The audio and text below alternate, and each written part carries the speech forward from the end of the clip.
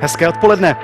Vítejte u vánočního losování Sportky. Jsem opravdu rád, že právě dnes na Vánoce uděláme někomu z vás radost. Jak velká bude, tak to se dozvíme až na závěr pořadu. Třeba padne super jackpot, uvidíme.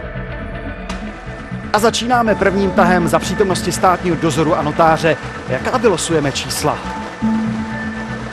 Ještě pořádně promícháme všechny míčky.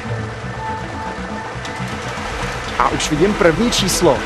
Jako dnešní datum 24. 3.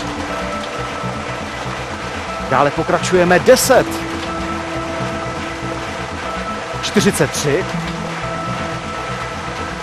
2. A ještě přidáme číslo 34. A už je tady dodatkové číslo 18. Ani druhý tah na sebe nenechá čekat, pojďme spustit osudí. Zatímco se nám promíchávají míčky ve druhém tahu, musíme popřát Evě a Adamovi, kteří dnes mají svátek. Tak všechno nejlepší. Možná jste si i vy vsadili, tak držím palce. A začínáme číslem 6. 34. 32. 7.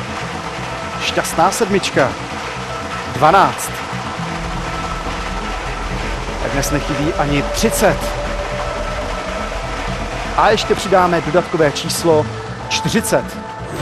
A vánoční losování zakončíme hrou Šance. V této hře tradičně losujeme 6 čísel. Nejen mě, ale i vás zajímá, jaká kombinace dnes padne.